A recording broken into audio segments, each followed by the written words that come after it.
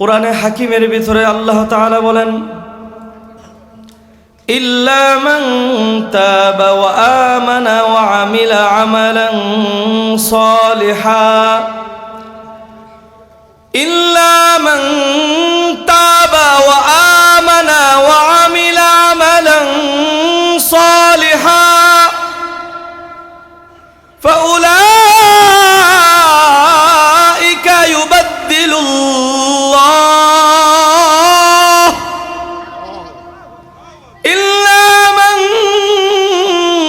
তাবা ওয়া আমানা ওয়া আমিলা আমালান সালিহান ফাউলাইকা ইউবাদদিলুল্লাহু সাইয়্যাতিহিম হাসানাত। আল্লাহ তাআলা জানিয়ে দিতেছে, ও দুনিয়াবাসী তোমরা শোনো, যারা গুনাহের মামলায় পড়েছ, গুনাহ করতে করতে পাহাড় সম পরিমাণ গুনাহ করে ফেলেছো, অন্যায় অপরাধ করেছো, জুলুম করেছো, আল্লাহ তাআলা বলেন তুমি যদি আমার দিকে হাত বাড়ায় দিয়ে বলো, ওগো মালিক দয়াময় আল্লাহ,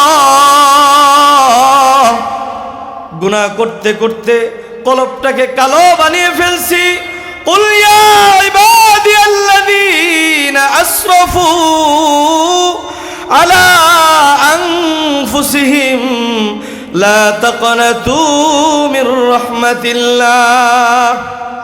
আল্লাহ তাআলা বলতেছে, তুমি যদি গুনাহ করতে করতে পাহাড় সমপরিমাণ করে ফেলো, আমি আল্লাহ তখনও তোমাদেরকে ডাকতেছি, কুল ইয়া ইবাদিয়াল্লাযীনা আসরাফু।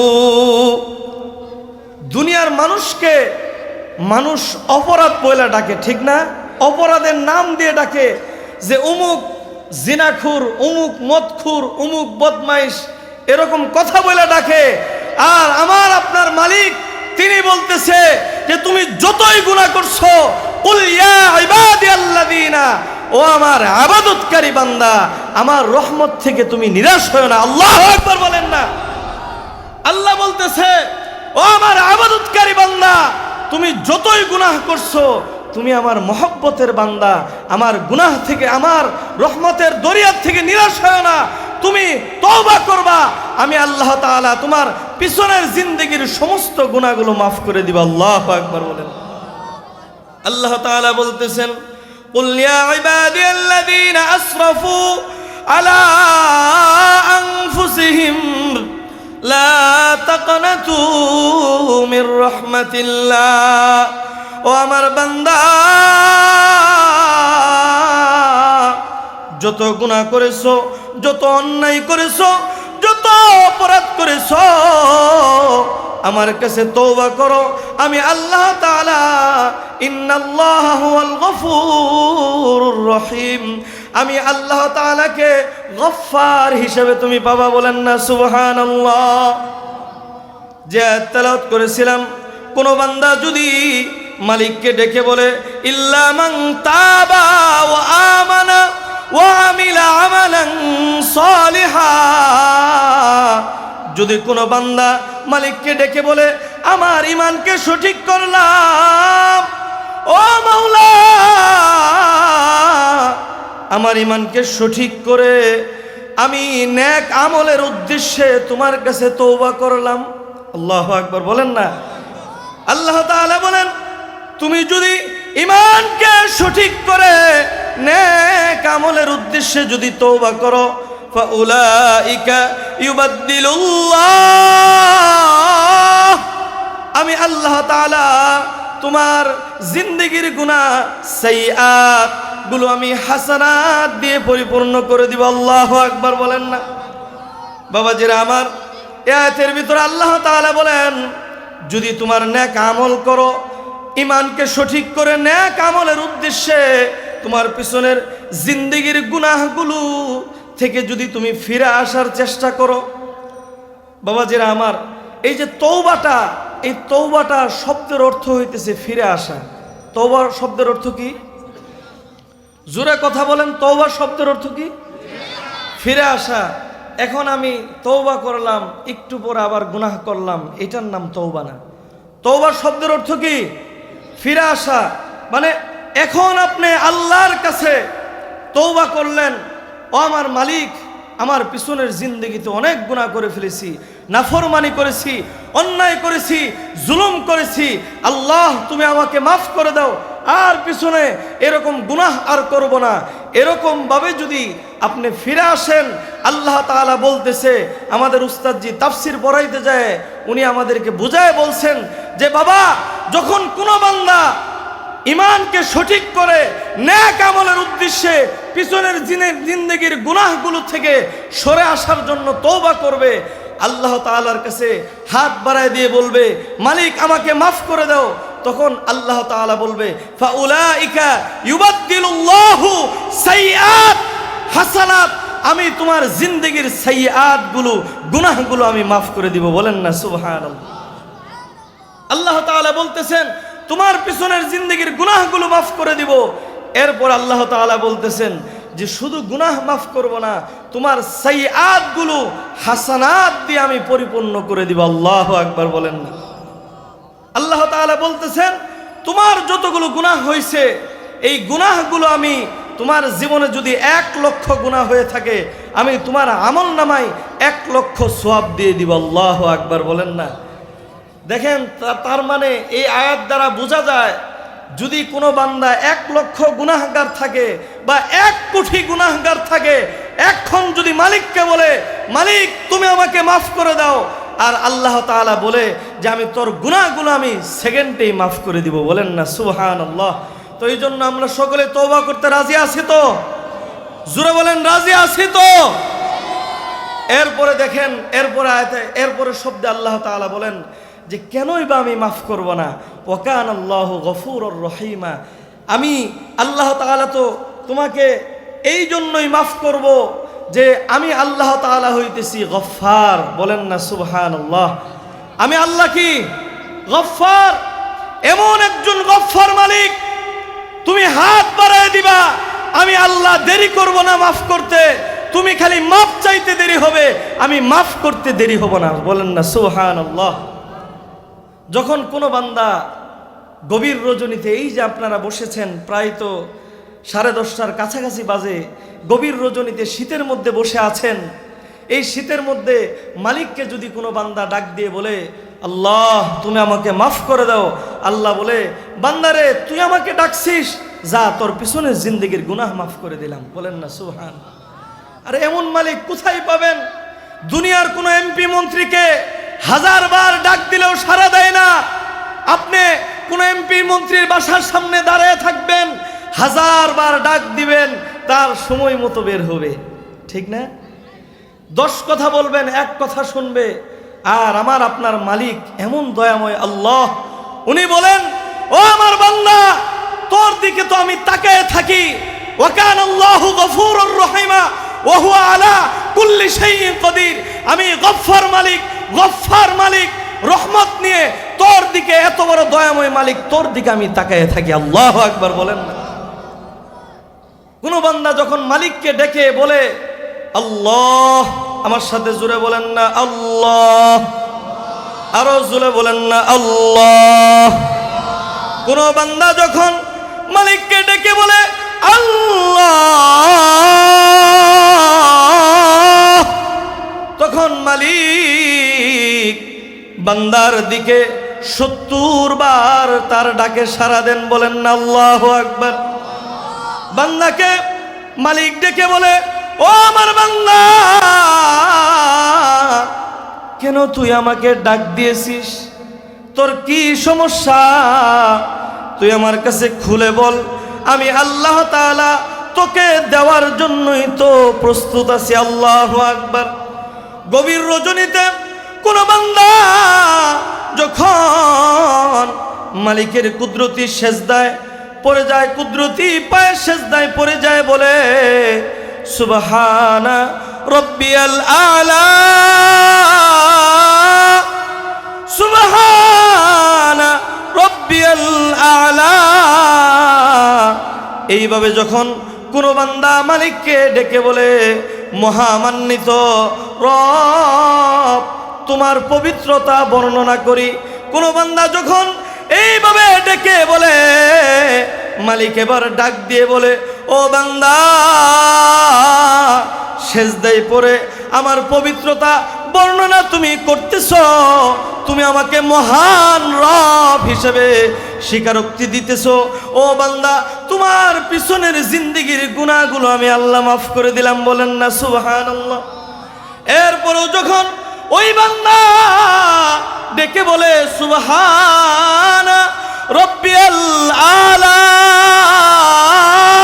তখন মালিক বলে, ও আমার বান্দা তুমি গুনাহ করেছো, পাপের সাগরে হাবুডুবু খাইতেছো, তোমার যত সমস্যা আছে আমি আল্লাহ তাআলা সমস্ত সমস্যাগুলো সমাধান করে দিব। আল্লাহু আকবার বলেন না।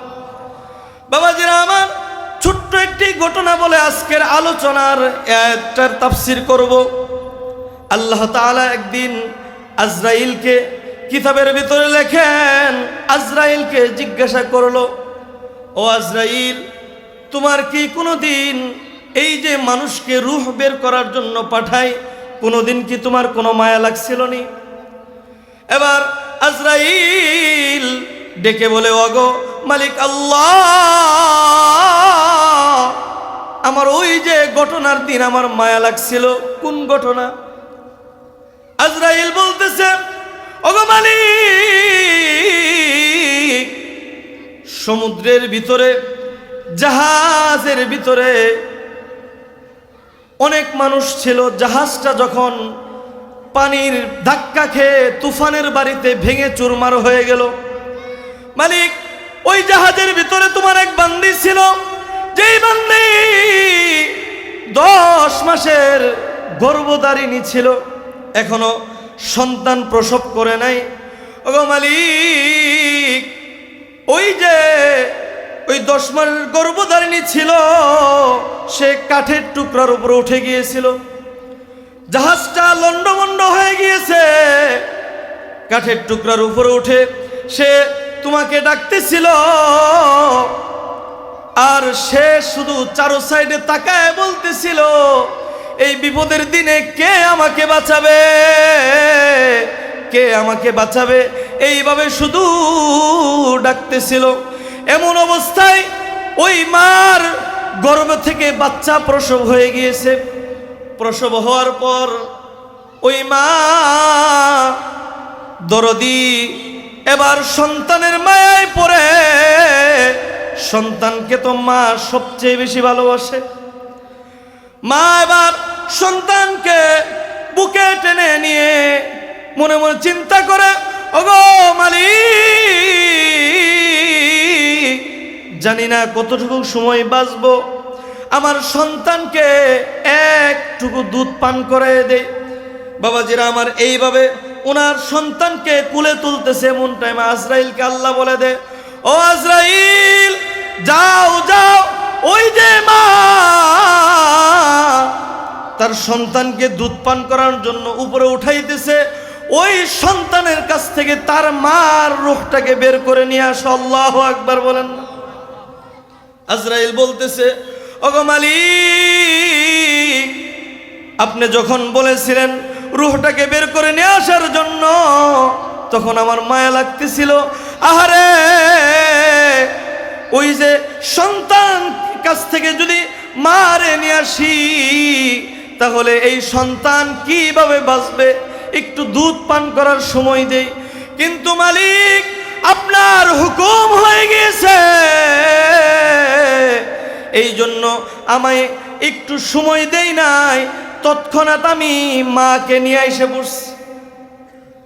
আল্লাহ, তখন আমার মায়া লাগছিল, আরেকবার মায়া লাগছিল যখন ওই যে সাদ্দাত নাফরমান তোমাকে না মাইনা যখন সে নিজেই জান্নাত বানাইলো। আজরাইলের কথা যখন শুনছে তার অবস্থা তো খুব খারাপ। এবার সে বলতেছে যে, আপনি এখন কেন আইছেন? এখন তো আপনার সময় না। তখন আজরাইল কয়, যার তাড়াহুড়া বেশি ওই জায়গায় আমি যাই বেশি। বলেন না আল্লাহু আকবার। কই যার তাড়াহুড়া বেশি ওই জায়গায় আমি যাইও বেশি। তখন বলতেছে তোমারে নেওয়ার লাগাইছি। যখন এই কথা কইছে অবস্থা খারাপ, তখন এইভাবে আজরাইল ভাই আপনি নিতে আইছেন, জানেন যে আমি মালিকরে মানি নাই, এই জন্য আমি নিজে জান্নাত বানাইছি, আমার একটু সুযোগ দেন। আমি খালি দুইকা ডান পাটা ভিতরে দিছে, বাম পাটা বাহিরে। কয় ডান দিকে একদিক ঘুরামো, বাম দিকে একবার ঘুরাম মাথাটা ঘুরায়, খালি দেখমো এরপরে লয়ে যায়। যখন এই কথা বলছে আজরাইল বাবা ডেকে বলতেছে ও সাদ্দাত, তোমাকে মালিক কম সময় দেয় নাই, তুমি মালিকের নাফরমানি করতে করতে নিজেই খোদা দাবি করেছো, তুমি নিজেই জান্নাত বানাইছো। এবার আজরাইল বলতেছে সাদ্দাত এক সেকেন্ড সময় দিব না, তোমাকে এক্ষণ আমি লয়ে যাব। আর সাদ্দাত বলতেছে বাইরে একটু সময় দাও না, একটু খালি দেখবো। এইভাবে আকতে মিনতি করতেছে। তখন আজরাইল আবার আল্লাহর দিকে তাকায় রয়েছে। আজরাইলের মায়া লেগে গেছে, সময় আছে কিন্তু দিতে পারতেছে না। সামনে যায় এভাবে দাঁড়ায় রয়েছে, মালিকের দিকে তাকায় রয়েছে। মালিক কিচ্ছু বলে না, চুপ করে রয়েছে। আজরাইল ঠিকই যখন কয়েক মুহূর্ত সময় পার হয়ে গেছে, তখনও সময় ছিল, কিন্তু আল্লাহ অর্ডার করে নাই, এই জন্য আজরাইল সময় দেয় নাই। এবার সাদ্দাতের রূহটা বের করছে। বের করার পর ওই যে মালিক জিজ্ঞেস করছিল তোমার কেন মায়া লাগছিল, তখন বলল আল্লাহ গো সময় ছিল কিন্তু তুমি বলো না, এই জন্য দেই নাই। আমার কাছে যে এইভাবে আকুতি মিনতি করে কান্না করছে, মায়া লেগে গিয়েছিল, আমি কিন্তু তুমি দাও না, এই জন্য আমিও দেই নাই। তখন আল্লাহ বলে ও আজরাইল, এই নাফরমানটার চেননি, এই নাফরমানটাই হচ্ছে ওই যে সমুদ্রের উপরে যখন তার মাকে নিয়ে আসলা, সন্তানের জন্য তোমার মায়া রাখছিল, এই সন্তানই সেই সাদ্দাত। ওই সাদ্দাতকে আমি এতটা ভালোবাসছি, তাকে হায়াত দিয়ে তারে কিনারে পৌঁছায় দিয়ে বাঘের সন্তানকে মেরে, বাঘের সন্তানের মেরার পর বাঘের ভিতরে দহন যন্ত্রণা দিয়ে এই সাদ্দাতকে আমি বাঘের দুধ খায় লালন পালন করাইছি। আল্লাহু আকবার। এই নাফরমান বড় হইয়া আমি মালিকের গোলামি করার কথা ছিল, তখনও সে আমারে চিনে নাই। আমি তোমাকে কয়েক মুহূর্ত আগে পাঠাইছি, ভাবছিলাম তোমাকে দেখা আমাকে চিনবে আর আমার কাছে ডেকে বলবে, তোমাকে হাত জোর না কইরা মালিকের আমার দিকে তাকায় বলবে ওগো দয়াময় আল্লাহ, ওগো দয়াময় আল্লাহ,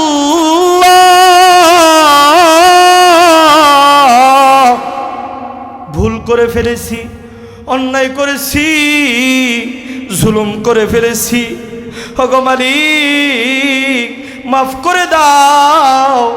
আমার জান্নাত দরকার নাই, আমার ক্ষুধা দাবি করা দরকার নাই, তোমার বান্দা তোমার কাছেই মাফ চাই, তুমি আমাকে মাফ করে দাও।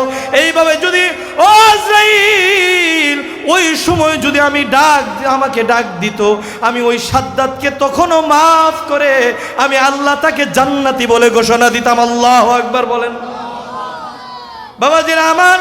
তাহলে মালিক মানুষের দিকে শেষ মুহূর্ত পর্যন্ত তাকায় থাকে। আল্লাহু আকবার বলেন। মালিক এত দয়াময়, এত দয়ালু, শেষ রাতে এসে ডেকে বলে বান্দারে গুনাহ করেছিস, অন্যায় করেছিস, জুলুম করেছিস, পাপাচার করেছিস, আমার কাছে তওবা কর, আমি আল্লাহ তাআলা তোরে এক্ষণ মাফ করে দিব।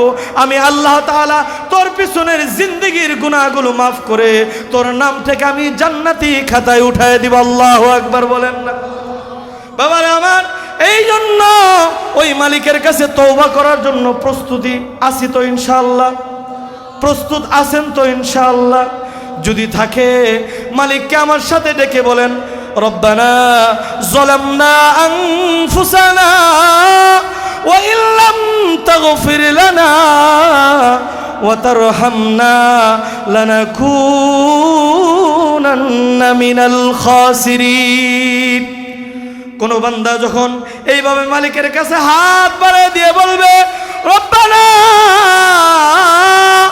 ও আমার দয়াময় রব, যালামনা, আমি জুলুম করে ফেলেছি, আমি অন্যায় করেছি, আমার পাপের দাগ লাগানো আছে, আমার ভিতরে মিথ্যার দাগ লাগানো আছে, আমার ভিতরে অহংকারের দাগ লাগানো আছে, আমার ভিতরে জুলুমের দাগ লাগানো আছে, আমার ভিতরে জিনার দাগ লাগানো আছে। ওগো মালিক, দয়া করে আমাকে মাফ করে দাও। যালামনা, আমি জুলুম করেছি। ওয়া ইল্লাম তাগফির লানা, ওগো দয়াময় মালিক, আমাকে মাফ করে দাও। ওয়া ইল্লাম তাগফির লানা ওয়া তারহামনা, আমার উপরে তুমি রহম করো। ওয়া তারহামনা, যদি রহম না করো, লানাকুনান্না মিনাল খাসিরিন, আমি তো ক্ষতিগ্রস্ত হয়ে যাব। কথা বলেন ঠিক কিনা?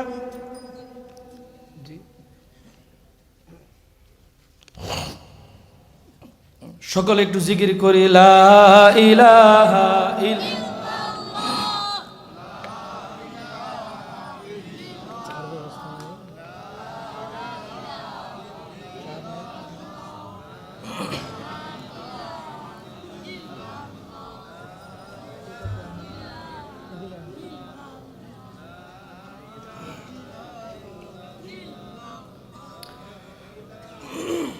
লা ইলাহা ইল্লাল্লাহ, লা ইলাহা ইল্লাল্লাহ,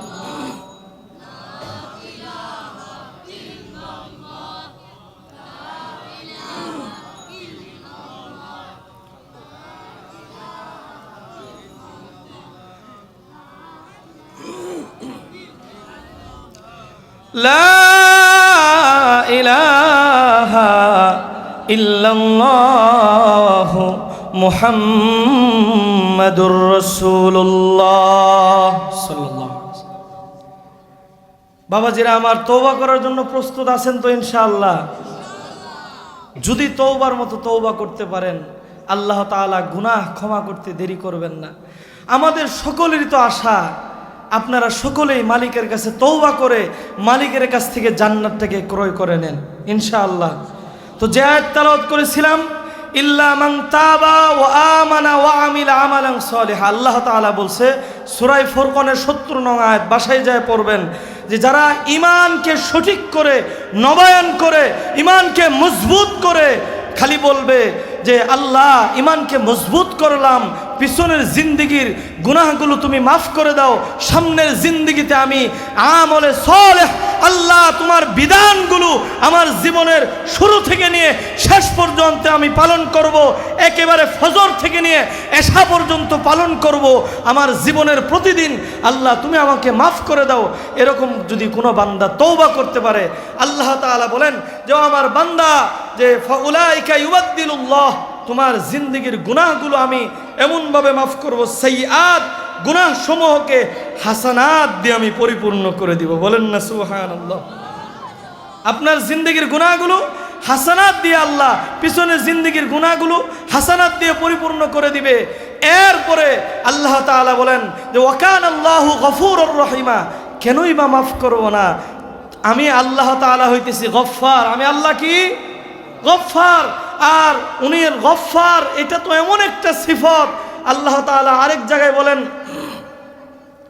ফাকুলতু আস্তাগফিরু রাব্বাকুম ইন্নাহু কানা গফফারা। আল্লাহ তাআলা বলেন ফাকুলতু আস্তাগফিরু রাব্বাকুম ইন্নাহু কানা গফফারা। তুমি যদি আমার কাছে তওবা করো, ইন্নাহু কানা গফফারা, আমি আল্লাহ তাআলাকে তুমি গফফার হিসেবে পাবা। পিছনের জিন্দেগির গুনাহগুলো তো আমি আল্লাহ তাআলা মাফ করে দিব। বলেন না সুবহানাল্লাহ। শুধু তাই নয়, এরপরে আল্লাহ তাআলা বলেন ইউরসিলিস সামাআ আলাইকুম মিদরারা। আল্লাহ তাআলা বলেন শুধু গুনাহ মাফ করব না, ইউরসিলিস সামাআ আলাইকুম মিদরারা ওয়া ইউমদিদকুম বিআমওয়ালিন ওয়া বানিন ওয়া ইউমদিদকুম বিআমওয়ালিন ওয়া বানিনা ওয়া ইয়াজআল লাকুম জান্নাতিন ওয়া ইয়াজআল লাকুম আনহারা। আল্লাহ তাআলা ডেকে বলতেছে যদি তুমি তওবা করো, আমি আল্লাহ তাআলা আসমান থেকে বারিশ বর্ষণ করব, বৃষ্টি বর্ষণ করব। আল্লাহু আকবার বলেন না। শুধু তাই নয়, আমি আল্লাহ তাআলা বৃষ্টি বর্ষণ করব। তোমার যদি সন্তানের প্রয়োজন হয়, আমি আল্লাহ তাআলা তোমাকে সন্তান দান করে দিব। আল্লাহু আকবার। শুধু তাই নয়, তোমার যত সমস্যা আছে, আয়াতের তাফসীরের ভিতরে লেখেন যদি কোনো বান্দা তওবা করতে পারে, তার জীবনের যতগুলো সমস্যা আছে আল্লাহ তাআলা সমস্ত সমস্যাগুলো সমাধান করে দিবেন। আল্লাহু আকবার। তার জীবনে যতগুলো সমস্যা আছে সমস্ত সমস্যাগুলো আল্লাহ তাআলা সমাধান করে দিবেন। আল্লাহ তাআলা পয়েন্ট পয়েন্ট বলতেছে ইউরসিলিস সামা আলাইকুম মিদরারা ওয়া ইউমদিদকুম বিআমওয়াল। আমি আল্লাহ তাআলা তোমাকে সন্তান দান করব, বিআমওয়ালি ওয়া বানিন ওয়া ইয়াজআল লাকুম জান্নাত, তোমাকে ধন সম্পদ দান করব এবং তোমাকে শেষ পর্যন্ত নহরে সুসজ্জিত জান্নাত আমি আল্লাহ দান করব। সুবহানাল্লাহ। আল্লাহ তাআলা বলতেছে তোমাকে সন্তান দান করব, সন্তান সন্ততি দান করব, ধন সম্পদ দান করব, আসমান থেকে বারিশ বর্ষণ করব, রহমত বর্ষণ করব। শুধু তাই নয়, তোমার তওবার কারণে আমি আল্লাহ তাআলা তোমার পিছনের জিন্দেগির গুনাহগুলো মাফ করে তোমাকে আমি আল্লাহ তাআলা মৃত্যুর উপরে জান্নাতের বাসিন্দা করে দিব। বলেন না সুবহানাল্লাহ। আমরা তওবা করতে রাজি আছি তো বাবাজিরা আমার? এই যে তওবার কথা বললাম, আজকে অনেকেই মনে মনে হয়তো বলতেছে যে ছোটখাটো হুজুর কইতাছে তাই কি তওবা করবো? যখন আমার সময় হইব তখন তওবা করবো, ঠিক না? অনেকে মনে মনে ভাবতে পারেন। আল্লাহর কসম খেয়ে বলতেছি, ওয়াল্লাহি আল্লাহর কসম খেয়ে বলতেছি, এখন যদি আপনি তওবা না করেন, যদি আপনার মৃত্যু যদি লেখা থাকে ঘুমের ভিতরে, তাহলে কিন্তু আপনি বড় ধরা খেয়ে যাবেন। কথা বলেন ঠিক কিনা? আল্লাহর কসম খেয়ে বলতেছি, এখন যদি আপনি তওবা না করেন, তাহলে যদি ঘুমের ভিতরে আপনার মৃত্যু লেখা থাকে, তাহলে কিন্তু আপনি ধরা খেয়ে যাবেন। কথা বলেন ঠিক কিনা? এই জন্য আপনাদের কাছে উদারত আহ্বান থাকবে, ভাই বাবাজিরা আমার, ওই যে শুরুতে যেই কথা বলে টান দিয়েছিলাম, 100 বছর আগেও ছিলাম না, 100 বছর পরেও থাকবো না, যেহেতু থাকার জায়গাও না, আসুন না মালিকের কাছে তওবা করি। করবো তো ইনশাআল্লাহ। আপনি যদি এখনই দিল থেকে খালি ডাক দেন, আল্লাহ তোমার কাছে তওবা করতে চাই, আল্লাহ তুমি আমাকে মাফ করে দাও, আল্লাহর কাছে এই কথা বলবেন, আল্লাহ তাআলা সাথে সাথে আপনার জিন্দেগির গুনাহগুলো আল্লাহ মাফ করে দিবে। বলেন না সুবহানাল্লাহ। আর যদি তওবা না করে, আর যদি মনে মনে আপনার নিয়ত থাকে বয়স হোক পরে তওবা করবনি, এমন অবস্থায় যদি মারা যান, আপনার কবরে যখন রাখবে, কবরের ভিতরে আল্লাহর নবী হাদিসের ভিতরে বলছেন, আল কবরু ইম্মা রাউদাতুম মিন রিয়াদিল জান্নাহ। যদি আল্লাহর ওলি হয়, নামাজি, দিনদার, পরহেজগার, মুত্তাকি হয়, তাহলে তো কবরের ভিতরে আল্লাহ তাআলা আল কবরু ইম্মা রাউদাতুম মিন রিয়াদিল জান্নাহ, কবরটাকে আল্লাহ তাআলা জান্নাতের বালাখানা বানায় দিবেন। বলেন না সুবহানাল্লাহ। এমন এক জান্নাত বানায় দিবেন, শিমাল থেকে জুনুব পর্যন্ত আল্লাহ তাআলা কবরটাকে প্রশস্ত করে দিবেন। শুধু তাই নয়, কবরের ভিতরে আল্লাহ তাআলা জান্নাতের বিছানা বিছিয়ে দিবে। একেবারে সেই কিয়ামতের আগ পর্যন্ত এই কবরের ভিতরে জান্নাতি বিছানার ভিতরে ঘুমাইতে থাকবেন। বলেন না সুবহান। নতুন বিবাহিত জামাই যখন বাসর রাতে ঘরের ভিতরে ঘুমায়, কোনো টেনশন থাকে, কোনো চিন্তা থাকে, একেবারে নিশ্চিন্তায় নির্দ্বিধায় একেবারে মন প্রাণ ফ্রেশ করে এরপরে ঘুমায়। কথা বলেন ঠিক কিনা? তার যেরকম কোনো চিন্তা এবং টেনশন থাকে না, ঠিক তার চেয়ে হাজার গুণে যেই আল্লাহর জান্নাতি বান্দা কবরের ভিতরে ঘুমাবে, তার কোনো চিন্তা এবং টেনশন থাকবে না, তার চেয়ে হাজার গুণে সে আরামের ভিতরে জান্নাতের ভিতরে ঘুমাইতে থাকবে। আল্লাহু আকবার বলেন না। আর যদি সুদখুর, মদখুর, জিনাখুর, বদমাইশ, লম্পট, পাপাচার কে কবরের ভিতর রাখা হয়, আমাদের সমাজের হুজুররা তো মানুষের উপর খুব দয়া করে। যখন একজন সুদখুর, মদখুর, জিনাখুর, বদমাইশকে কবরে রাখে, তখন কি বলে? বুকের উপরে হাত দিয়ে, পারেন না আপনারা? কি বলে? বিসমিল্লাহি আলা মিল্লাতি রসুলিল্লাহ, যে তোমাকে রসুলের মিল্লাতে রেখে গেলাম, রসুলের দলে রেখে গেলাম। অথচ তার জীবনের শুরু থেকে নিয়ে শেষ পর্যন্ত পাপাচারে সয়লাভ করে ফেলেছে। আর ওই লোকটার দাড়ি নাই, দাড়ি চাচা, ঠিক না? আবার কয় কি বুকের উপরে হাত দিয়ে বিসমিল্লাহি আলা মিল্লাতি রাসূলিল্লাহ, আল্লাহর রসুলের দলে ভর্তি করে থেকে গেলাম। তখন কবরের ফেরেশতারা কয়, হুজুর অনেক পাম দিছেন, অনেক তেল দিছেন, আর দিয়েন না, আপনি খালি থুয়ে যান। এরপরে রসুলের দরবারে, রসুলের দলে কেমনে আছে আমরা একটু দেখা দিন। কথা বলেন ঠিক কিনা? যখন মদখুর, জিনাখুর, বদমাইশ, লম্পটকে কবরে রাখে, তখন আল্লাহর নবী বলেন, ওয়া ইম্মা হুফরাতুম মিন হুফারিন নার, তার কবরটা জাহান্নামের একটা ইন্ধন, গর্ত হয়ে যায়। নাউজুবিল্লাহ। কবরটা একটি জাহান্নামের গর্ত, ইন্ধন হয়ে যায়। যখন কবরের ভিতরে রাখা হয়, তখন ওই লোকটা বলে, বাইরে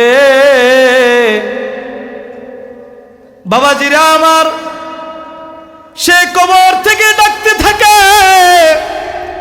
তার আত্মীয় স্বজনকে ডেকে বলে, এই কবর আমার জন্য বড় নিষ্ঠুর, নির্দয়, এই কবরে আমাকে রেখে যেও না, এই কবরে যদি রেখে যাও থাকতে পারবো না, এই কবরের ভিতরে তো আমার জন্য আযাব রেডি হয়ে রয়েছে। এরকম করে তার আত্মীয় স্বজন সকলকে ডেকে বলতে থাকে, কিন্তু কেউ আমরা শুনি না। কথা বলেন ঠিক কিনা? তার আত্মীয় স্বজনকে ডেকে বলে, কেউ শুনি না। কবর থেকে উঠে চলে আসি, আর ওই লোকটা যখন চারো সাইডে মাটি হয়ে যায়, মানুষগুলো 40 কদম হেঁটে হেঁটে দূরে চলে যায়। দূরে যাওয়ার পর আল্লাহ তাআলার এই কবরের মাটি দুইটা পৃথিবীর দুই প্রান্তরে চলে যায়। দুই প্রান্তরে যাইয়া মাটি এমন স্পিডে আসে, স্পিড আইসা এমন জোরে চাপ দেয়, পাথরের হাড়গুলো ভেঙে চুরমার একেবারে সবগুলো বালুর মতো হয়ে যায়। নাউজুবিল্লাহ বলেন না। এমন কবর, এমন নিষ্ঠুর নির্দয় কবর, যদি নামাজ না পড়া যান, যদি আল্লাহর বিধান না মেনে কবরে যান, দুনিয়ার ভিতরে কোনো একটা মানুষ বিপদে পড়লে, চিনুক আর না জানুক, চিনুক অপরিচিত আর পরিচিত হোক, সকলেই দৌড়ায় আসে। কথা বলেন ঠিক না? কিন্তু কবর এমন একটি জায়গা, ওখানে বিপদে পড়লে আপনার সন্তান, আপনার স্ত্রী, আপনার মা, আপনার বাবা, কেউ আপনার কবরে আসবে না। কথা বলেন ঠিক কিনা? কবরের ভিতরে কেউ আসবে না। আপনি হাজারো চিৎকার দিবেন, হাজারো চিৎকার দিয়ে ডেকে বলবেন, ও আমার ভাই, ও আমার বাবা, ও আমার সন্তান, ও আমার স্ত্রী, কবরে আগুন ধরে গিয়েছে, আমাকে এই কবরের থেকে উঠাও, অথবা আমার জন্য কিছু পাঠাও। এইভাবে চিৎকার দিবে। কিন্তু কবরে এমনভাবে আযাব শুরু হবে, ওই কবরের ভিতরে কোনো আপনজন আর পাবে না। কথা বলেন ঠিক কিনা? আর যদি ঈমানদার হয়, কবরের ভিতরে জান্নাতের বালাখানা বিছিয়ে দিবে। আল্লাহর নবীর সাথে কবরের ভিতরে তার সামনে আল্লাহর নবীর চেহারা তুলে ধরবে। বলেন না সুবহানাল্লাহ। এ সবজে গুম্বাদ ওয়ালে मंजूर दुआ करना, जब वक्त नेज़ा आए दीदार आता करना। ए सब्ज़ गुंबद वाले मंजूर दुआ करना, जब वक्त नेज़ा आए दीदार आता करना। मुजरिम हो जहाँ गर का, এরকম একজন মুজাহিদ দেখে আমরা খুশি না বেজার? সকলে বলে আলহামদুলিল্লাহ। আমার উস্তাদে মুহতারাম প্রিয় শায়েখ, আমরা মনে করি যে উনি এখনো 33 বছরের যুবক। কথা বলেন ঠিক কিনা? যখন তিনি কথা বলেন, বাতিলের মসনদ কেঁপে দেয়। বলেন না আল্লাহু আকবার। আমরা বলি যে আপনি এমন ভাবে আমাদেরকে নিয়ে সামনের দিকে অগ্রসর হন, আমরা আপনার কথার জন্য, ইসলামের জন্য রক্ত দেওয়ার জন্য তৈয়ার আছি তো ইনশাআল্লাহ।